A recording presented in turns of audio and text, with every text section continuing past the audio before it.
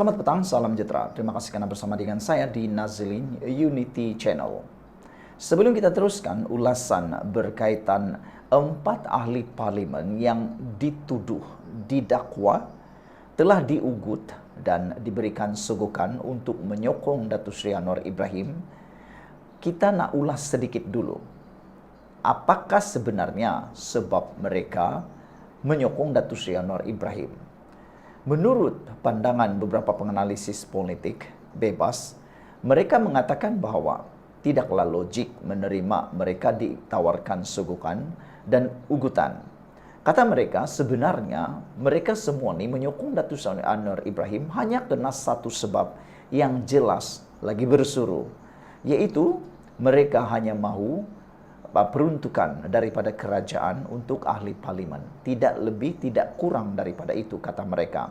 Kerana mereka terfikir 4 tahun lagi menjadi ahli parlimen tanpa peruntukan daripada kerajaan tentulah amat menyusahkan dan memeritkan.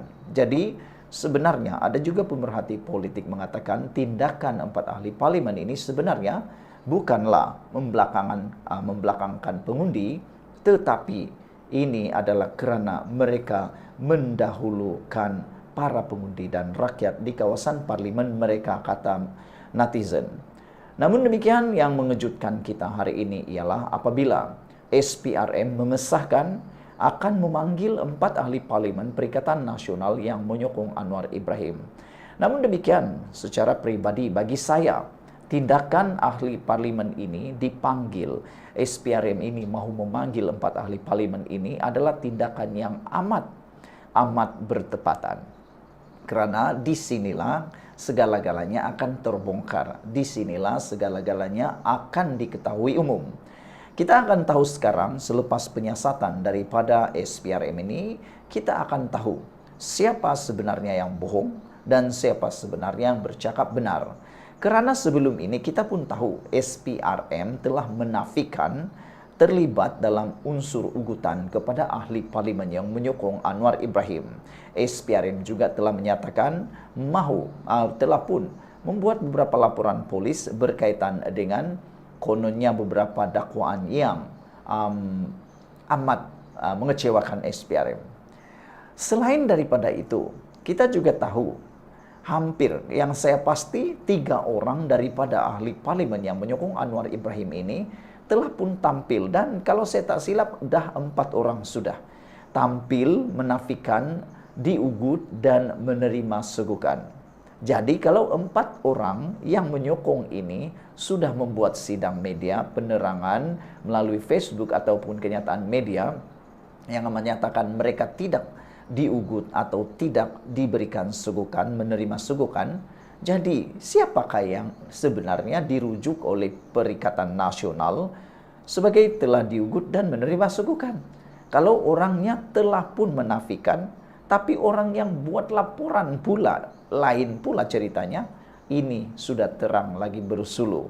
Tapi tak apalah, kita akan lihat nanti melalui siasatan SPRM ini siapa yang terkantoi membohong, siapa yang terkantoi tertipu. Menipu dan tertipu. Itulah yang kita nak lihat. Pada zaman moden ini kita sebenarnya mahu melihat bukti dan siasatan penuh. Kita tidak akan mendengar cakap-cakap di luar. Jadi amat terbaik kalau SPRM ambil tindakan segera menyiasat itu. Selain itu ada juga netizen mengatakan bahawa kalau SPRM menyiasat 4 ahli parlimen ini sebenarnya ianya akan menyebabkan Perikatan Nasional sendiri yang rugi, kata mereka. Ini akan memakan diri bagi Perikatan Nasional, kata netizen. Hal ini kerana, kata mereka, kalau benar tiada ugutan dan tiada sogokan, maka akan kelihatanlah siapa yang sebenarnya memfitnah. Disahkan Suruhanjaya Pencegahan Rasuah Malaysia akan memanggil 4 ahli parlimen Perikatan Nasional yang telah mengisytiharkan sokongan kepada Perdana Menteri Anwar Ibrahim. Ketua Pesuruhjaya SPRM Tan Sri Azam Baki berkata, ia bagi menyiasat dakwaan wujudnya unsur rasuah untuk beralih sokongan. Kata Azam Baki, buat masa ini kita tunggu laporan daripada polis.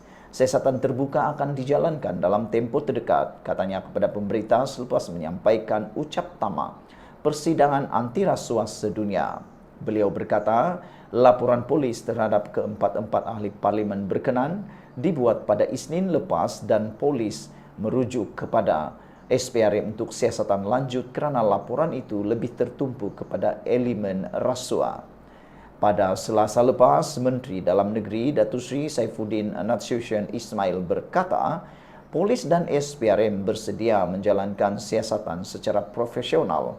Terhadap laporan kononnya terdapat unsur umpan, habuan dan ugutan berkaitan sokongan beberapa ahli parlimen Perikatan Nasional terhadap Perdana Menteri. Sebelum ini, 4 ahli parlimen Perikatan Nasional daripada Bersatu iaitu Datuk Iskandar Zulkarnain, Kuala Kangsar, Datuk Suhaili Abdul Rahman Labuan, Muhammad Azizi Abu Naim Gua Musang dan Zahari Kecik Jeli menyatakan pendirian menyokong Anwar Ibrahim menyebabkan timbul dakwaan kononnya itu ada unsur rasuah. Sementara itu, Azam Baki berkata SPRM akan mendedahkan laporan interim berhubung siasatan terhadap aman Palestin Berhad yang didakwa wujud ketidakaturan dalam aktiviti pengumpulan derma oleh badan bukan kerajaan NGO itu untuk rakyat Palestin. Beri tempoh masa kepada SPRM siasat dan minggu depan laporan interim akan dikeluarkan kerana ia penting untuk orang ramai tahu, katanya.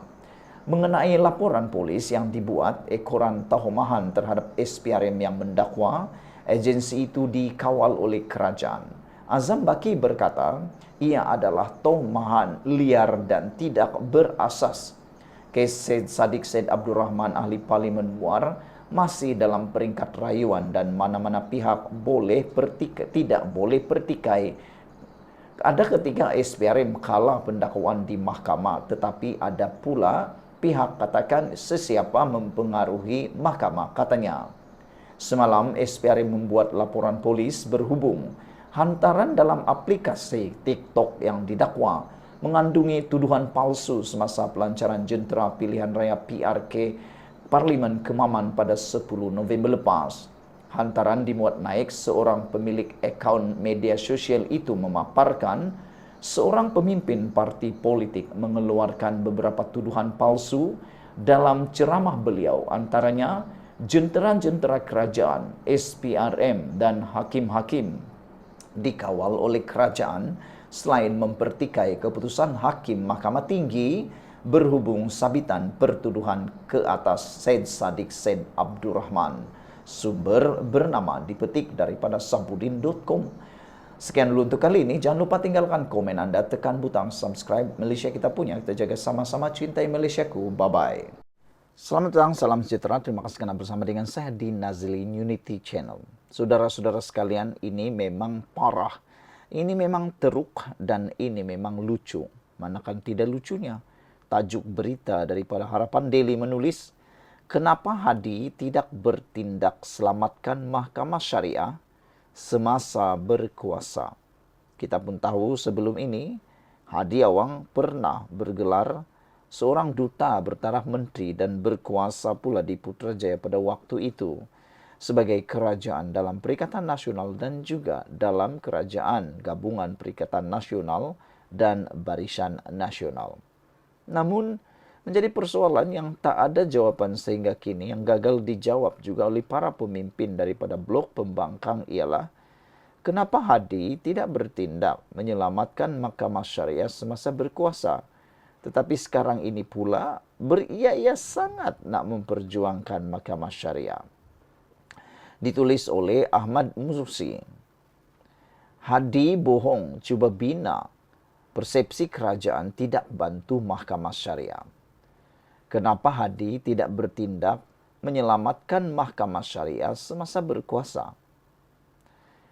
Haji Hadi bohong jika cuba bina persepsi kerajaan tidak bertindak bantu selamatkan Mahkamah Syariah. Semasa jadi kerajaan, mereka tidak bertindak. Walhal, dua kes itu berlaku semasa pentadbiran Perikatan Nasional PAS. Apabila diberi amanah jadi duta khas dan menteri, Mereka pula mengkhianati amanah, makan gaji buta apabila berlaku kes Iki Putra 2021 dan Nick Elin 2022. Dulu janji nak bentang RUU 355 dan janji nak buat hudud. Mereka mungkiri bila kuasa di tangan. Kini oleh sebab berseteru dengan kerajaan Madani, mereka pula melampau dengan cetuskan fitnah baru. Keempat-empat ini adalah perangai munafik. Undang-undang syariah adalah topik paling disukai untuk dipolitikkan PAS dan Hadi sejak zaman muda untuk kafirkan lawan. Dulu, 80-an, Hadi main isu ini hingga anggap UMNO kafir kerana tidak laksana hudud dan pertahan perlembagaan. Pertahan Mahkamah Syariah kerja wajib melalui cara yang betul. Tapi mulakan kempen dengan salahkan pihak lain, tonjolkan niat sebenar Hadi dan PAS. Kini memiliki media milik PAS. Senjata ini ditala kepada kerajaan Madani dan parti-parti komponen. Kadang-kadang, ulama su tidak buat fitnah. Kerjanya hanya mencetus fitnah. Dan askar-askarnya akan buat spekulasi fitnah. Ulama mereka ketika itu lebih jahat dari siapa yang ada di bawah langit. Dan daripada merekalah akan keluarnya fitnah dan pada merekalah akan kembalinya fitnah tersebut. HR Baihaqi. Dipetik daripada Harapan Daily. Saudara-saudara sekalian, apa pula pendapat anda tentang isu kali ini? Kenapa Hadi tidak bertindak selamatkan Mahkamah Syariah semasa berkuasa, tapi sekarang pula beria-ia pula nak menyelamatkan kononnya? Sikap PAS, punca ahli parlimen bersatu beralih sokongan. Salah satu isu daripada Malaysia, daripada Harapan Daily yang menjadi isu hangat. Ditulis oleh Desa HM. PAS dalam dilema. Semua yang dibuat serba tak kena. Dek kerana keputusan Perikatan Nasional PN yang dimonopoli PAS memutuskan tidak ada lagi rundingan pasal peruntukan menyebabkan beberapa ahli parlimen dari Bersatu tiba-tiba buat U-turn sokong Perdana Menteri ke-10 secara peribadi. PAS yang cuba menunjukkan sikap sombong dan bongkak mereka terhadap tawaran Perdana Menteri ke-10 untuk membuat keputusan menamatkan rundingan dan berbincang hal peruntukan parlimen dengan timbalan Perdana Menteri kedua, kini benar-benar memakan diri. Sikap bodoh sombong PAS kini sudah tidak lagi dipedulikan oleh beberapa ahli parlimen dari Bersatu. Sukar dinafikan dalam sedikit hari lagi, beberapa orang lagi akan turut menyertai Kolak Angsar, Labuan, Gua Musang dan Jeli yang tinggal bersama PAS. Hanyalah beberapa ahli parlimen pro pemimpin video kabur yang sedang bersiap-siap untuk menerajui parti. Segalanya sudah disusun rapi, bermula dari memilih calon dalam PRN yang lepas. Tim video kabur sudah mula memasang strategi. Majoriti dalam kumpulan itu mempunyai cita-cita tinggi. Salah-salah hari bulan, PAS akan disisihkan ke tepi. Itu yang PAS takut. Sebahagian kepimpinan PAS sudah mula menghidus sesuatu. Permulaan kepada agenda percaturan itu ketara apabila Atok berjaya menempatkan dirinya menjadi penasihat SG4. Semua maklum Atok Sakani anak didiknya siapa. Semua orang tahu. Sekarang PAS sedang pening kepala. Cita-cita untuk memancing ahli-ahli Parlimen UMNO, GRS dan GPS akan menjadikan PN cukup jumlah dan mereka boleh berarak ke Putrajaya kini bertukar menjadi malapetaka. Yang dikejar tak dapat, yang dikendong berlompatan. Nantikan, ada beberapa episod menarik lagi yang bakal berlaku dalam PAS, khususnya pasca Atok Saka jadi penasihat, akan saya bongkarkan. Politik biasalah, Kalau tidak, masakan 5 jawatan teratas dalam muktamar parti yang lepas tidak berani dipertandingkan. Ada kisah menarik, nantikan. Kata penulis ini, yaitu Desa HM daripada Harapan Daily. Saudara-saudara sekalian, Muhammad Ammar bersuara selepas 4 ahli parlimen bersatu sokong Anwar. Naib Presiden PAS Datuk Muhammad Ammar Nik Abdul dilihat bersuara selepas 4 ahli parlimen dari Bersatu mengisytiharkan sokongan kepada pimpinan Perdana Menteri Anwar Ibrahim.